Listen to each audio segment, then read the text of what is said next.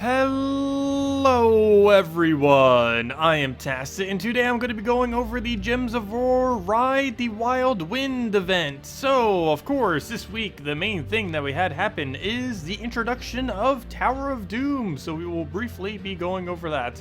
Other than that, don't forget that you can still get the new Mythic all the way until this Friday, after Friday reset, so the end of Thursday. You'll still be able to get them in Glory Gem Guild and VIP chests, so if you have some keys laying around or from guilds and stuff, you might want to go throw this down if you still want to obtain them. Other than that, though, let's go and start getting right into the troop. As far as his trait stone, well, he's an epic, so they're only 200 glory each. Really good time to go and stock up on yellow-blue if you've been needing it. Knight Coronet and Dryad for early game, and Princess Elspeth, Silent Sentinel, and all the mythics that include it for late game. As far as this troop, not really that good. It's mainly going to be used as a early to mid game kind of thing. Has insanely good boost ratio, so for early game it's going to be pretty nice. Other than that, you're really not going to be seeing it much, though it does gain 5 glory per battle this week, so you will be using it to glory farm if you want to go do that. But other than that, that's about the only thing it's going to be used for. It destroys a column, deals a bit of splash damage, which means it will hit a target and then deal half its damage to the two adjacents and to a random enemy. And then that's boosted by blue gems, and this is what makes it pretty good in early game, is the fact that you will get a additional 5 damage per blue. So if you're destroying 4 blues, that's 20 damage right there, and technically 30 total damage, because it's going to hit 2 of the adjacents and do half that damage to both of them. Other than that, it's the first troop to get the shock trait. Obviously, there's already traits that exist that are very similar to this, but it deals 2 damage to a random enemy. Nothing really anything too over the top, but it could be good for getting rid of barrier, as well as just pinching a little bit extra damage. And other than that, it just has the standard immunities that every other dwarf has, which is just Stun, Poison, Disease, Death Mark, and Devour. So overall, it's an okay troop. Definitely something to pick up and use a lot for early game and to use for glory this week. As far as things to go do, of course, +5 glory every single time we end up using the Griff on our team. Only in PvP, so good time to go farm PvP with that. 10% to all Drag Zoom, as well as 10% to all beasts. That doesn't have like any overlap, if I'm not mistaken. That's like a really weird combination to have, or at least has very minimal overlap. And other than that, we have to go kill a bunch of yellows in PvP or Explore. One of the easier locations for that is, other than just spamming PvP, going to some place like Whitehelm or any other location that has a lot of yellow in it, and just using something that can simply kill it out, like a quick Sunbird or any kind of Rowan team that you can fill up quickly, and just simply get your mana accumulated, hit it with 1 or 2 casts, and just go from there, and just keep repeating that until you got all your yellow kills. So, things next. Let's go into chests. As there is, of course, like I mentioned, the Mythic still in Glory Gem Guild and VIP chests, at least until this Friday. Other than that, all of this week in the event key drop table, you will be able to get Drog Zoom troops. This is mainly the Divine Mythic counter of Fallen, as well as Skull Spam if you want it. So you'd be able to get things like Glaceon, as well as Bloodhammer. So if you've been looking to get Doom Skull Spam, both your really big options are available this week. For the most part, I would probably say skip event keys. If you already have a Skull Spam team, definitely do. It's really, the only thing in the drop table really is Doom Skulls. So if you want to run Doom Skulls, it's finally time to go get it. Otherwise, you could pretty much just skip it, because there's very few instances where you would use it other than like really heavy Skull Spam related teams. Next, probably the biggest thing to go over, we have the new feature of Tower of Doom. I will be covering this more extensively into the future, as well as particularly tomorrow we'll be streaming quite a bit of it, and later tonight as well. But where should we even begin with this? So let's start with the weapon, because that's kind of interesting thing from here. It's a little bit unique in that it brought a whole new rarity of weapon into the game.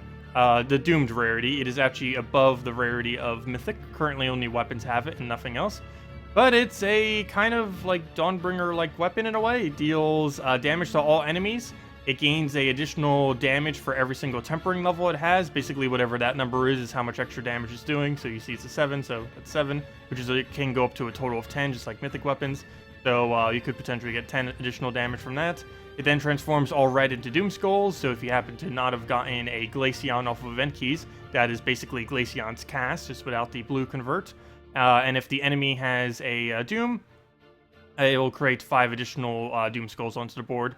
Dooms are a new troop that were added into the game. There are 6 of them, 1 per color, and currently the only one that's actually obtainable by players is the blue one.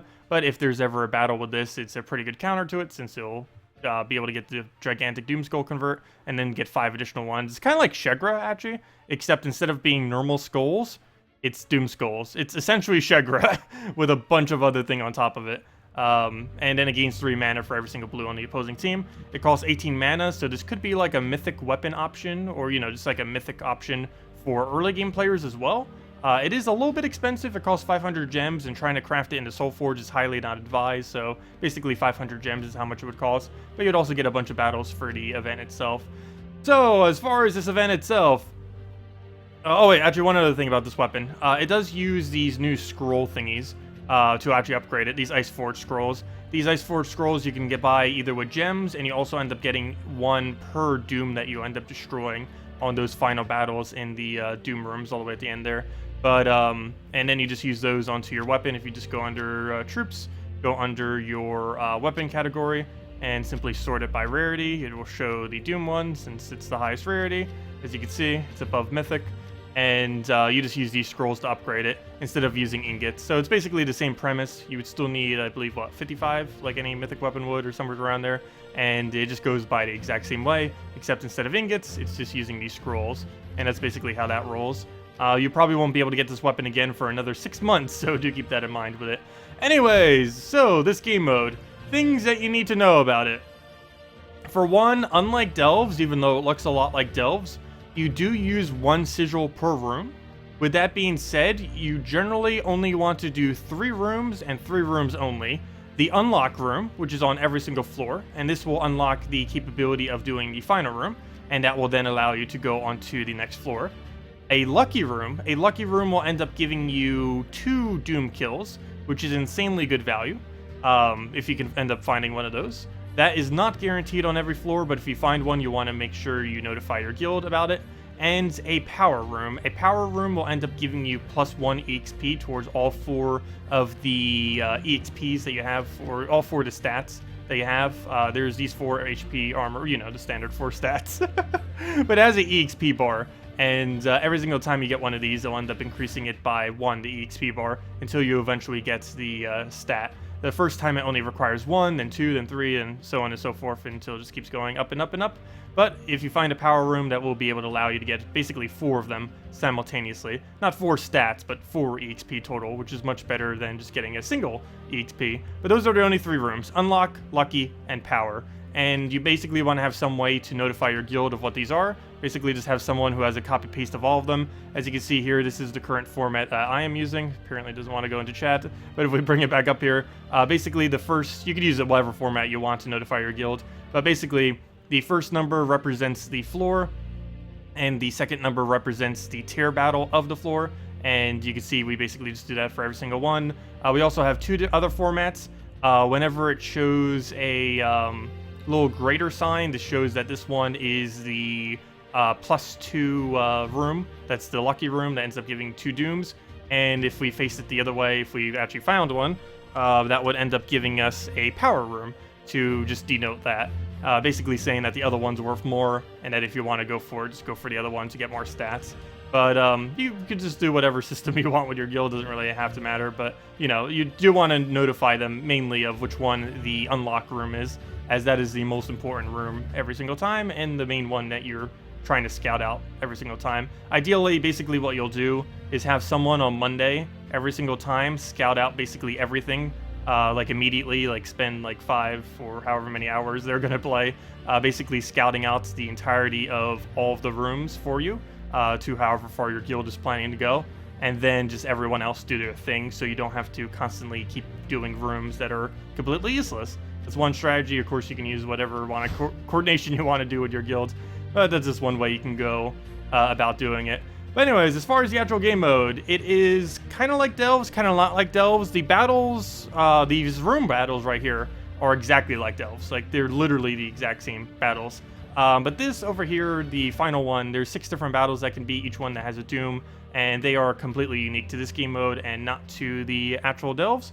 But other than that, one thing to note is that you are restricted to only 1 color. This week it is blue, unlike Delves, which are restricted to 2. However, even though it is restricted only to 1, you are allowed to use any color hero weapon that you want. And of course, like always, you're allowed to use any hero class that you end up wanting to use with it. Other thing to note is that after every single room, you are allowed to change your team, as well as it doesn't matter how many troops you lose, even if you completely wipe and only have, or not completely wipe, but as long as you have at least 1 troop remaining, by the end of it, it will still count as a full win, and you'll go right back to 4 troops for the next one, and you can keep switching it every single time that you want. But anyways, let's go do a couple of the rooms right now. So we need to go check which one is actually the correct one, so we can just go check our list of whoever scouted it out, assuming someone has scouted it out already, and we can see that we need to go do the battle number 2, so we'll just go do this one. Luckily, that's a little bit easier, and we'll simply go fight it. There are several teams that we can be using. Let me actually go show the full list there. Let's see, troops, and let's go down to the other ones. Of course, you can just use whatever you use for Guild Wars. That's actually what this initial one is, though it happens to work pretty well for this game mode as well. Forest Stroll has Entangle, so they can't hit you with really high skulls. It also has some skull reduction, so even if you don't get the Entangle yet, it'll be good for that. Doubles the green, so we'll be able to get Hindle up. Hindle will be able to summon Giants, so we constantly have a frontline tank for when Forest Troll inevitably dies to really high damage. Other than that, we have Azura for mana accumulation. It also has Dispel, which will get rid of barriers if that ever becomes a threat, or Submerge as well, which will allow us to not have to deal with our AoE missing. And then we basically have Dawnbringer, which will slowly be chipping it down in our main source of damage, but the main thing we have it for is constantly giving ourselves barrier so that we will not die. And of course we're using Titan, because why would you not use Titan for everything? It's just such a great hero class. But anyways, there's that. Other teams is if you need something really cheap, this was the cheapest viable thing I could possibly think of. It uses Mountain Crusher, which is relatively easy to obtain at 23 brown or something. Something pretty easy on your hero mastery that then explodes a bunch of stuff. Obviously still use Titan. You need to get those barriers every brown so that you constantly keep tanking. Gains barrier every brown, so that's pretty helpful. Gluttony is the main thing that you're going to be using to kill. Your hero's eventually going to die, and essentially you're just going to keep devouring stuff and then winning off with Gluttony. Do keep in mind there are several battles within both the normal Delve battles as well as the tower ones that have the Dooms that do have quite a bit immune to Devours, or possibly even complete teams that have immune to Devour. So do be mindful of that, but assuming that they do not have immune to Devour, or at least enough that you can actually try getting some Devours down, it is worth considering using a Gluttony, 20% chance to devour per cast, as well as the fact that it has some mana accumulation on top of that will probably help keep it on your turn, and even get some mana accumulation at the start of battle. And basically you'll be able to just slowly start chipping them down, getting your Devours, and then once you get your first Devour, whatever the stats are, you pretty much are even with them, and then if you get a second one, you're way above them, and you just auto-win from there. Other than that, Azura is just a really good mana accumulator, plus you get it for free from completing out Merlantis, so really obtainable. And Dryad's only a rare, so also, again, really easy to obtain. It will help heal you and give you barriers onto your Gluttony when you need it. And you can also just keep getting the greens that will feed back into Gluttony. And you might possibly consider putting Gluttony in first slot, though once you start getting really high, if you're still going to be using this team, you'd probably want to put it back a little bit because your heroes and everything's just going to die a little too quick. You need to want to make sure your Gluttony gets a Devour down before it just gets destroyed. Other than that, I mentioned something like 2.5 years ago that this troop would eventually be useful for something.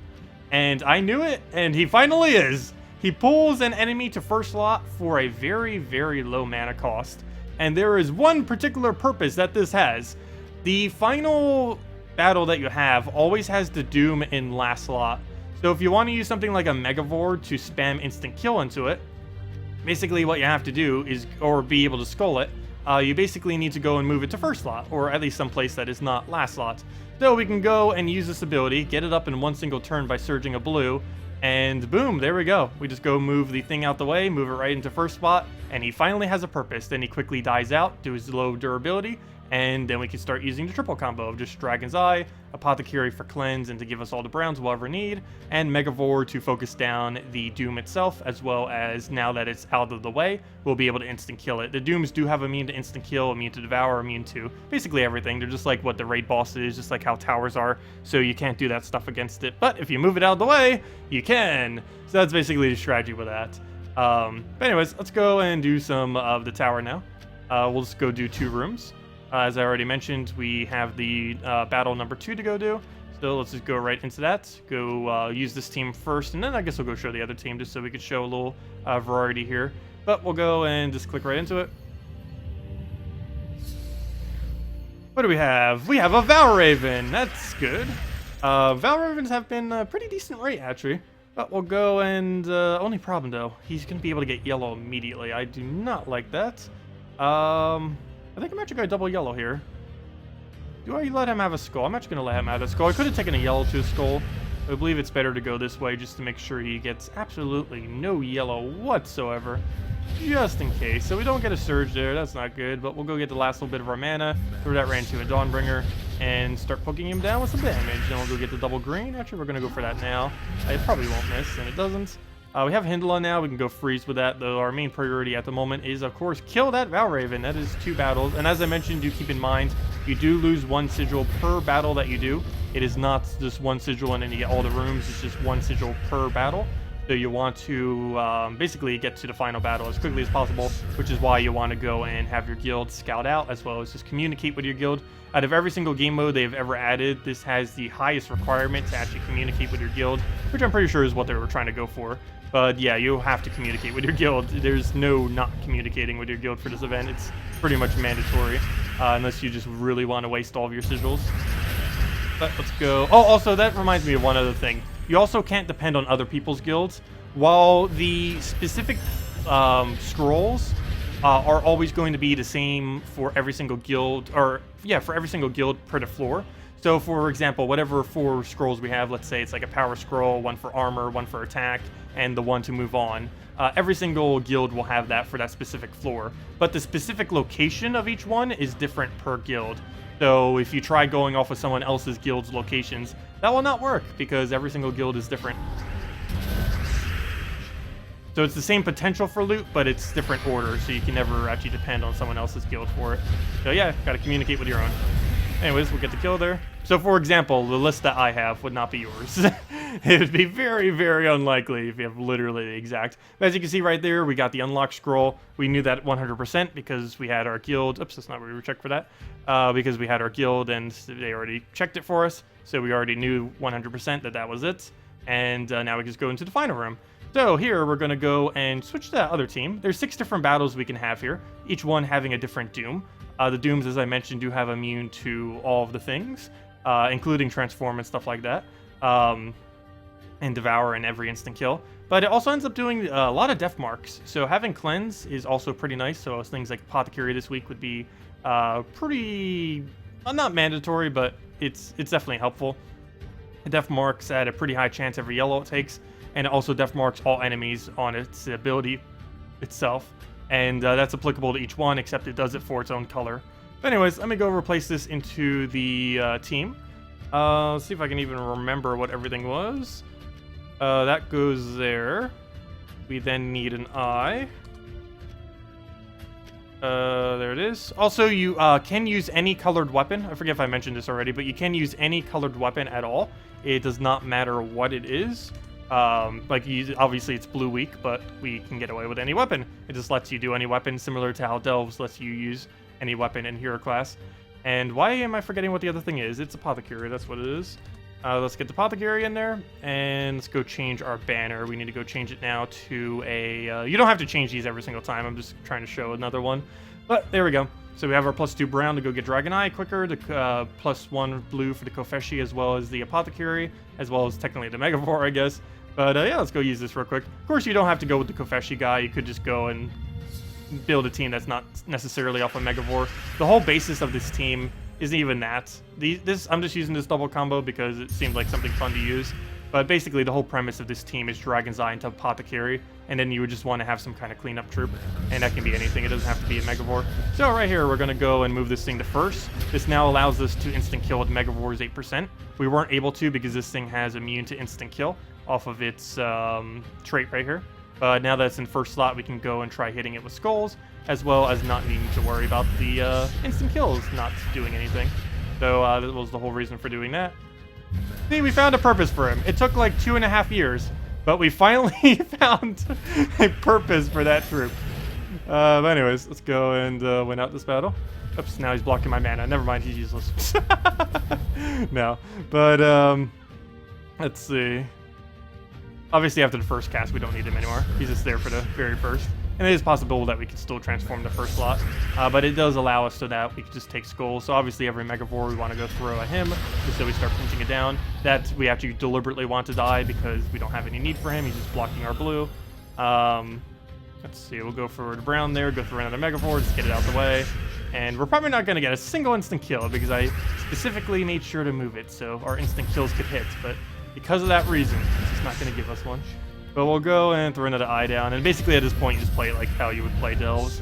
It's not much different than any... Oh, there we go. Hey, see? We moved it and we got the instant kill. The combo worked.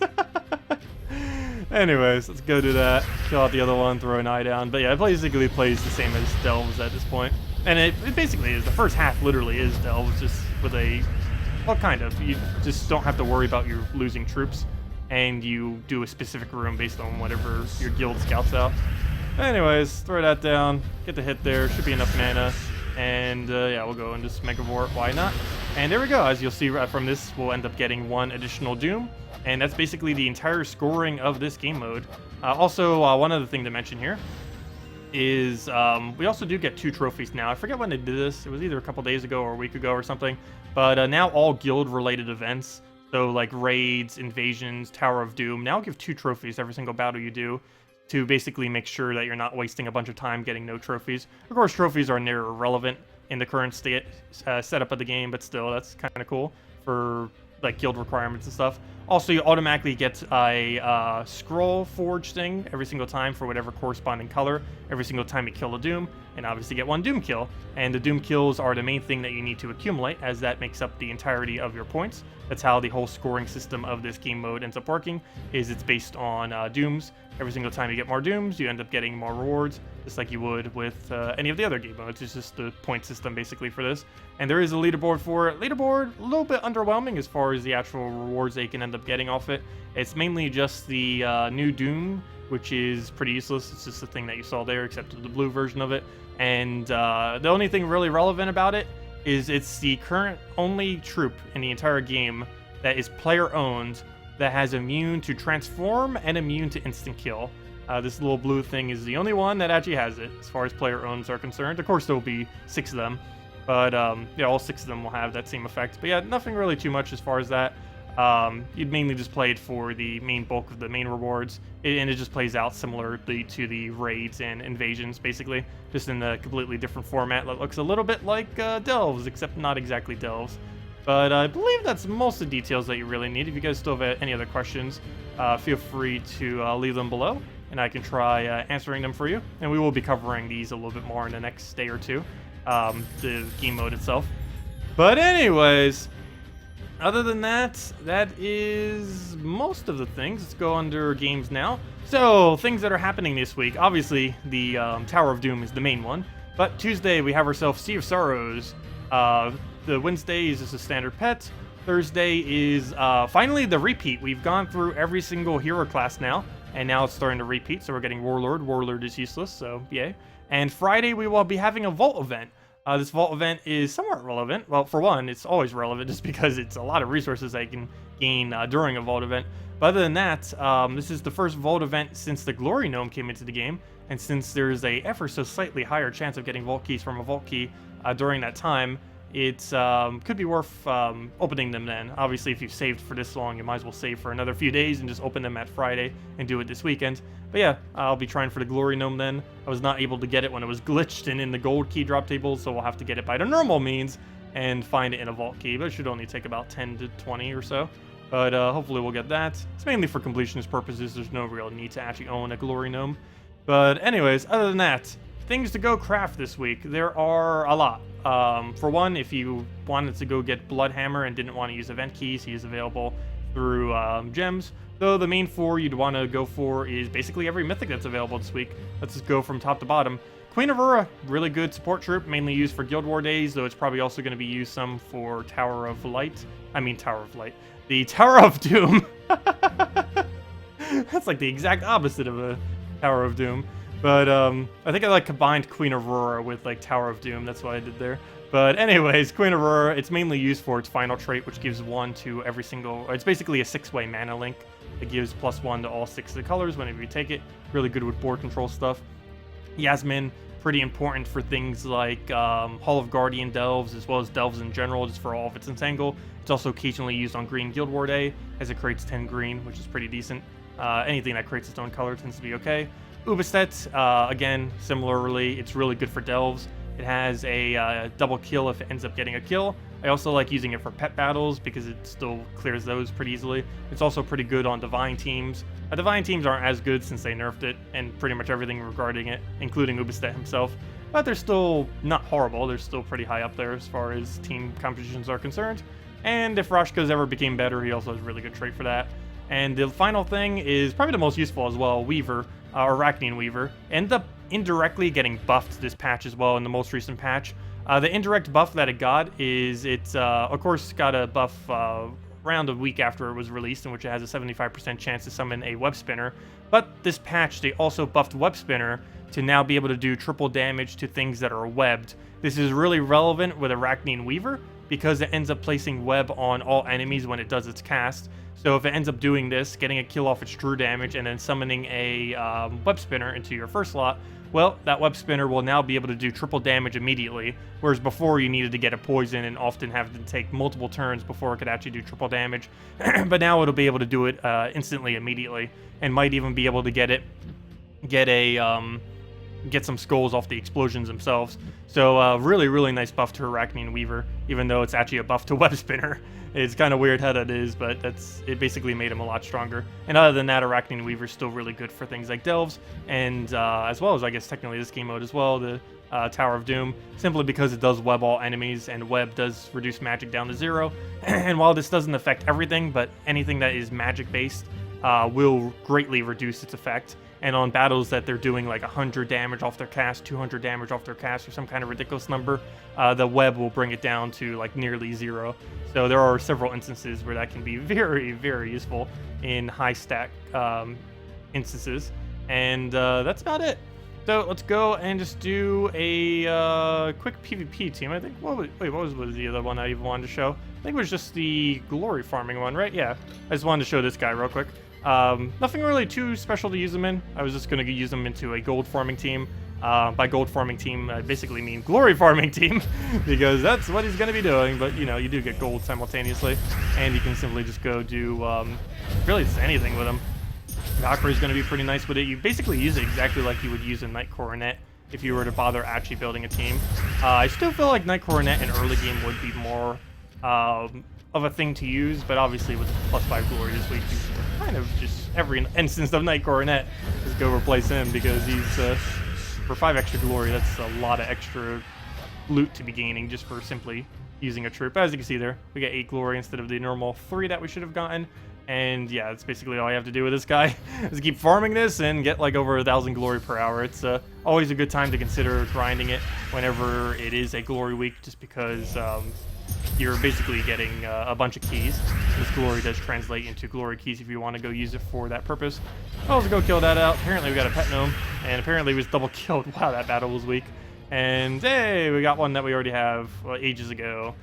But anyways, guys, I believe that is everything. Again, if you still have any other questions about anything, feel free to leave it in the comment section below. We will be streaming the Tower of Doom tonight at 8 p.m. Eastern Standard Time. We will also be doing it tomorrow. I don't know what time I'll be starting to stream tomorrow, but we will be streaming it for a couple hours and basically finishing out our Dooms and just having a lot of fun with it and just going over it and everything. But anyways, guys, thank you all so much for watching, and have a wonderful week. Goodbye, everyone!